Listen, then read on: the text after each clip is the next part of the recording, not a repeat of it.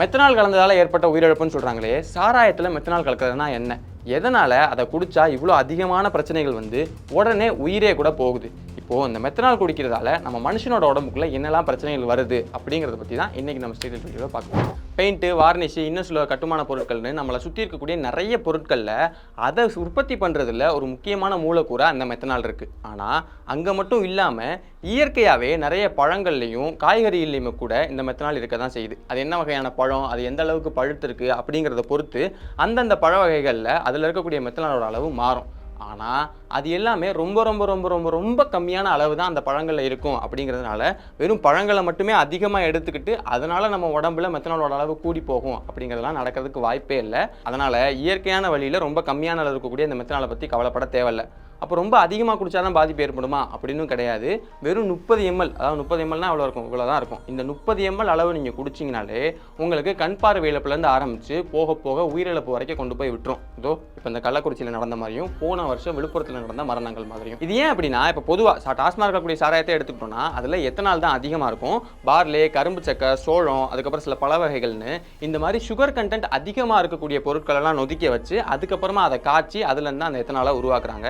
இப்போ இதெல்லாம் கரெக்டாக ஒரு கண்ட்ரோல்டான என்விரான்மெண்ட்டில் இந்த மாதிரி அளவுகள்லாம் இருக்கணும் அப்படிங்கிறதெல்லாம் கரெக்டாக செட் பண்ணி உருவாக்குறாங்க. அப்படிங்கிறதுனால அதில் எத்தனால் தான் அதிகமாக இருக்கும். இப்போது இந்த எத்தனால் கலந்த சாராயமாக இருக்கிற வரைக்கும் அதில் எந்த பிரச்சனையும் இல்லை. அப்போ டாஸ்மாக் சாராயத்தில் பிரச்சனையே இல்லைன்னு சொல்ல வரியா அப்படின்னு வீம்புக்கெல்லாம் வராதிங்க. இப்போ அதாலேயுமே பிரச்சனைகள் இருக்குதான். நிறைய பேருக்கு கல்லீரல் பாதிப்புகள் ஏற்படுறது, ரோட்டில் போதையில் விழுந்து கிடக்கிறது, இந்த மாதிரி நாமளே கண் கூட நிறைய பிரச்சனைகளை பார்க்குறோம். ஆனால் கள்ளக்குறிச்சியில் ஏற்பட்ட மாதிரி கண் பார்வை இழக்கிறதும் உடனடியாக மரணம் அடைகிறதும் எத்தனாலால் ஏற்படாது, அது மெத்தனாலால் தான் ஏற்படும். இந்த மெத்தனாலை பொறுத்தவரை அது 2 விதத்தில் இந்த சாராயத்தில் வந்து சேர வாய்ப்பு இருக்குது. இப்போ முதல் விஷயம் என்னென்னா, இப்போ நம்ம கொஞ்ச நேரத்துக்கு முன்னாடி சொன்னோம் இல்லையா, இந்த மாதிரியான முறைகள்லாம் பின்பற்றி பண்ணோம்னா அங்கே எத்தனால் உருவாகும் அப்படின்னு சொல்லிட்டு, அந்த மாதிரி சரியான முறைகளை பின்பற்றாமல் இஷ்டத்துக்கு ஒரு டெம்பரேச்சர் வைக்கிறது, இஷ்டத்துக்கு ஒரு மாதிரியான அளவுகளெல்லாம் வைக்கிறது, இந்த மாதிரியான விஷயங்களெல்லாம் பண்ணும்போது அங்கே எத்தனாலுக்கு பதிலாக மெத்தனால் உருவாகிறதுக்கான வாய்ப்பு இருக்குது. இப்போ இதில் 2வது கேட்டகரி என்னென்னா, மெத்தனாலை நேரடியாக வாங்கி அதை எத்தனால் சாராயத்தோட கலந்து குடிக்கிறது மூலமாகவோ இல்லைனா அந்த மெத்தனாலையே டைலூட் பண்ணி குடிக்கிறதுக்கோ வாய்ப்பு இருக்குது. இப்போது இதுக்கு முன்னாடி ரெக்கார்டாக இருக்கக்கூடிய அந்த கள்ளச்சாராய கேஸ்லாம் எடுத்து பார்க்கும்போது அதில் இந்த 2வது வகை தான் அதிகமாக நடந்திருக்கு அப்படின்னு சொல்லி சொல்கிறாங்க.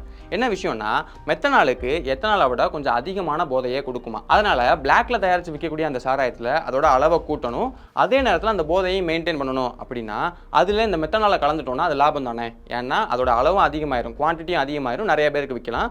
அதே நேரத்தில் அதோடைய அந்த போதையும் கொஞ்சம் அதிகமாகவே இருக்கும் அப்படின்னா நிறைய பேர் வாங்குவாங்க. இதுதான் இந்த எல்லா கேசஸ்லையும் நடந்திருக்கு அப்படிங்கிற மாதிரி சொல்கிறாங்க. வாங்கிட்டாங்க, குடிச்சிட்டாங்க, சரி. இப்போ அதை குடிச்ச உடனே நம்ம உடம்புல என்ன மாதிரியான பாதிப்புகள்லாம் ஏற்படுது அப்படின்னா, இப்போ குடிச்ச உடனே அது நம்ம வயிற்றுக்குள்ளே போகும் இல்லையா, அப்படி போன உடனே அங்கே இருக்கக்கூடிய ADH அப்படிங்கிற நொதி அதை ஃபார்மால்டிஹைடாக மாற்றும். அதுக்கப்புறமா அது ஃபார்மிக் ஆசிடாக மாறும். இந்த ஃபார்மிக் ஆசிடோட அளவு நம்ம உடம்புல அதிகமாக ஆக நம்ம ரத்தத்துக்கு pH வேல்யூன்னு ஒன்று இருக்கும். 7.35லேருந்து 7.45 வரைக்கும் இருக்கணும் அப்படிங்கிற மாதிரி சொல்லுவாங்க. இந்த pH வேல்யூ கொஞ்சம் கொஞ்சமாக குறைய ஆரம்பிக்கும். அப்படி அது குறைய ஆரம்பிக்க நம்ம ரத்தம் கொஞ்சம் கொஞ்சமாக அசிடிக்காக மாற ஆரம்பிச்சுக்கிட்டே இருக்கும். இப்படி மாற ஆரம்பிக்கும் போது நமக்கு வயிற்றெரிச்சல், வாந்தி வருது, இந்த மாதிரியான பிரச்சனைகள்லாம் ஏற்படும்.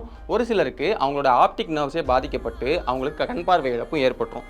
இப்போ இதோட அளவு அதிகமாக ஆக கொஞ்சம் கொஞ்சமாக அது உயிரிழப்பு வரைக்கும் கொண்டு போய் விட்டுரும். ரொம்ப அதிகமாக அப்படின்னா ரொம்ப அதிகமாக அப்படிலாம் யோசிக்க வேணாம். ஆரம்பத்திலே சொன்ன மாதிரி தான் லீத்தல் டோஸ் ஆஃப் மெத்தனால், அதாவது உயிரையே கொல்லக்கூடிய அளவுக்கான மெத்தனால் அப்படின்னு ஒரு கணக்கு சொல்கிறாங்க.